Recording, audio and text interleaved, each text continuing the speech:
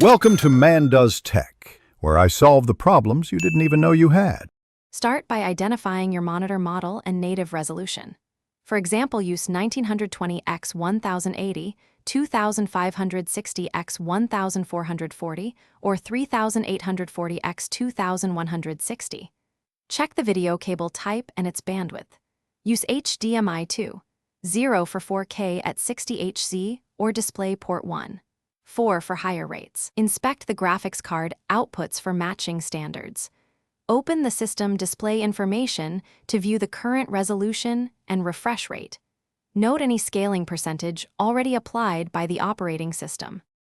On Windows, open Settings, then System, then Display to modify resolution and scaling. Choose the recommended resolution, such as 1920 x 1080 or 2560 x 1440, from the drop-down.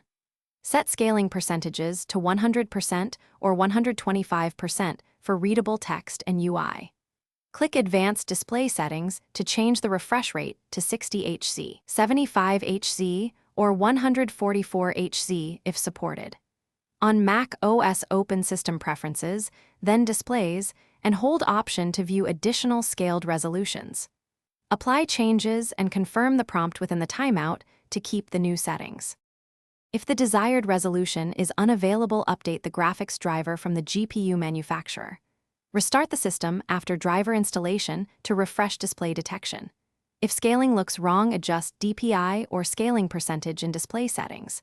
Use the GPU control panel to create custom resolutions and exact refresh timings when necessary. Swap cables or ports and try HDMI 2.0, display port 1.4, or USB-C to isolate bandwidth limits. Test with known resolutions like 1920 x 1080 and 3840 x 2160 to verify correct output. If display is blank, boot into safe mode. Thanks for watching. If you found this helpful, don't forget to like and subscribe.